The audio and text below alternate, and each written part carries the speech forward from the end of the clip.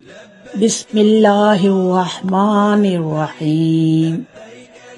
دم کا مطلب عربی میں خون ہے، یعنی بکرے، دمبے، گائے یا اونٹ کو اس لیے قربان کرنا کہ حج کے دوران کسی غلطی، کوتاہی یا گناہ کی تلافی ہو سکے۔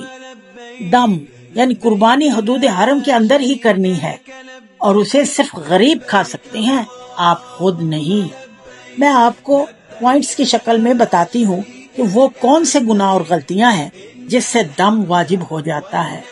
نمبر 1، احرام کی ممنوعات کا ارتکاب کرنے سے، یعنی حالت احرام میں سلا کپڑا پہننا، خوشبو یا مہندی لگانا، بال اور ناخن کا کاٹنا، مرد کا چہرہ اور سر کو ڈھانپنا، شکار کرنا، جنسی تعلق قائم کرنا، ایسا کچھ بھی کرنے سے دم واجب ہو جاتا ہے۔ نمبر 2، حج کے واجبات یعنی وقوف مزدلفہ، رمی جمار، قربانی، حلق یا قصر، سعی اور طواف وداع میں کسی کو ترک کر دیا تو دم پڑ جاتا ہے۔ نمبر 3، حج کے افعال میں ترتیب کو قائم نہ رکھنے سے، یعنی 10 ذی الحج کی ترتیب، بڑے شیطان کو کنکریاں مارنا، پھر قربانی، پھر حلق، اگر ان کو آگے پیچھے کر دیا تو دم واجب۔